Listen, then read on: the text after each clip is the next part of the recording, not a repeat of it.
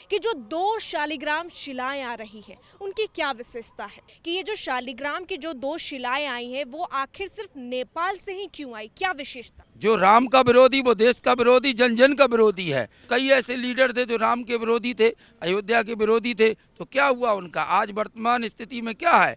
5 साल बीजेपी 2014 से 19 तक आई, 19 से फिर 2024 तक है, 24 से फिर 29 तक है। क्यों है?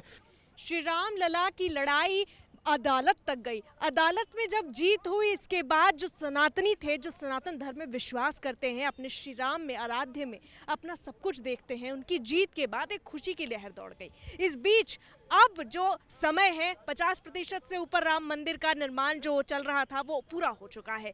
लेकिन जो सबसे बड़ी खुशी की बात ये थी कि नेपाल से दो शिलाएं जो शालिग्राम की थी वो यहाँ अयोध्या में आ गई है। आपसे सबसे पहला सवाल है, क्योंकि ये आस्था का विषय है और ये किसी राजनीति से लेना देना नहीं है, तो सबसे पहला सवाल यही है कि जो दो शालिग्राम शिलाएं आ रही है उनकी क्या विशेषता है। देखिए, शालिग्राम जी का आना अयोध्या के अंदर ये कोई बड़ी बात नहीं है और न कोई नई बात है। वो तो वहाँ आएगा ही। भगवान राम का अयोध्या में मंदिर बन रहा है और भगवान राम का शालिग्राम जी से क्या संपर्क है, पहले ये समझना चाहिए सभी को।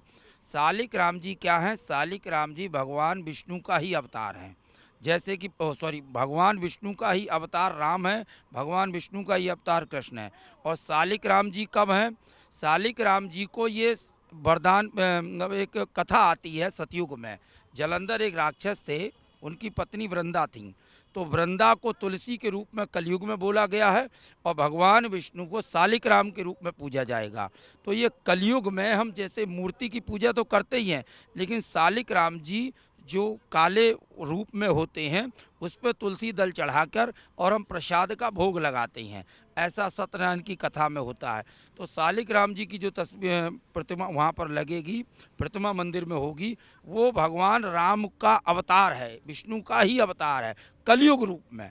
कलयुग में ही शालिग्राम जी विष्णु भगवान का ही अवतार है। तो शालिग्राम जी की अगर मूर्ति वहाँ स्थापित होगी तो वो कोई बड़ी बात थोड़ी है, वो तो होनी है। वो इसलिए वहाँ पर वो चीज़ वहाँ रखी जाएगी, स्थापित की जाएगी, तो वो तो होनी चाहिए। और धीरे धीरे देखिए, राम मंदिर की जब बात होती है तो 4 वेद, 6 शास्त्र, 18 पुराण एकदम आदमी अपने मन में आ जाते हैं लोगों के, कि भाई राम मंदिर बन रहा है, राम मंदिर बन रहा है, राम मंदिर बन रहा है। राम मंदिर को लोगों को सुनते ही लोग इतने खुश होते हैं। बाद में प्रधानमंत्री जी नरेंद्र मोदी जी भी याद किए जाते हैं, क्योंकि भैया उन्होंने ही मेहनत करके जैसे भी करके मंदिर तो बना है। वोट बैंक की एक राजनीति थी मंदिर की, तो वो तो ख़त्म हो गई। एक सवाल है कि दर्शक भी जानना चाहेंगे, वैसे तो ये चीज़ें पता होती ही है, लेकिन फिर भी और जो दर्शक हैं उनके लिए बताइए कि ये जो शालिग्राम की जो दो शिलाएं आई हैं वो आखिर सिर्फ नेपाल से ही क्यों आई, क्या विशेषता। देखिए, नेपाल का 2 कारण है। एक तो नेपाल कहा गया है कि किसी के अंडर में नहीं है वो देश, बिल्कुल मतलब जो है, और वहाँ सनातन संस्कृति का विशेष मान्यता है। भगवान माता रानी सीता का भी जन्म स्थली कही गई है। वहाँ पर माँ जानकी जी बड़ी हुई हैं, वहीं राम की ससुराल है अयोध्या। तो वहाँ से अगर शालिग्राम जी की पत्थर आए हैं तो ये तो गर्व की बात है, नेपाल के लिए भी और भारत देश के लोगों के लिए भी। अच्छा पंडित जी, एक बात बताइए, जब नेपाल के जो लोग हैं, जो भक्त हैं, वो स्वागत कर रहे हैं, उनकी आंखों में आंसू भी आ गए, और वहीं अगर मैं भारत की बात करूं तो भारत में भी जो सनातन धर्म से जुड़े लोग हैं वो भी काफ़ी भावुक हो गए, और जब उनका वो छू रहे थे तब भी उनको एक अलग तरीके की भावुकता दिखाई दे रही थी। लेकिन इस बीच कुछ लोगों को परेशानी क्यों हो रही है, क्या दिक्कत हो रही है, ये दो जो शालिग्राम है उससे क्या तकलीफ हो रही है। नहीं नहीं, किसी को कोई तकलीफ नहीं। देखिए, तकलीफ वालों को तकलीफ हो, उससे कोई दिक्कत नहीं है। राम का मंदिर बनेगा, शालिग्राम जी आ रहे हैं तो आएंगे और स्थापित होंगे। कहने वाले कहते रहें, राजनीति करने वाले करते रहें, राम अपना काम खुद करा लेंगे।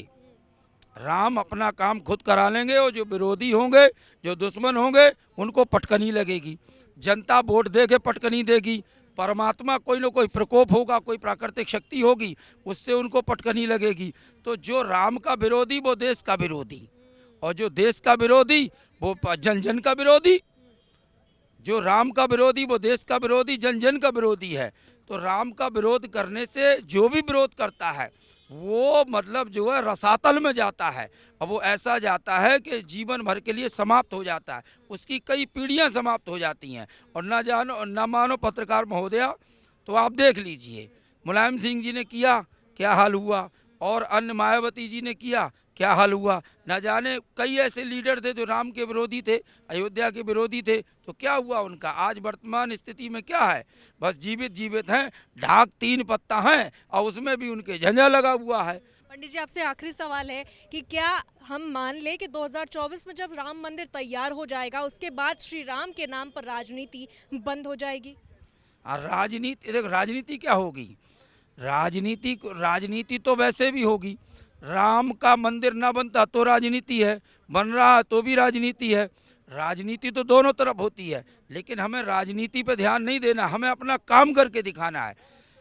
5 साल बीजेपी 2014 से 19 तक आई, 19 से फिर 2024 तक है, 24 से फिर 29 तक है। क्यों है? वो अच्छा काम करते रहेंगे, सरकार आती रहेगी।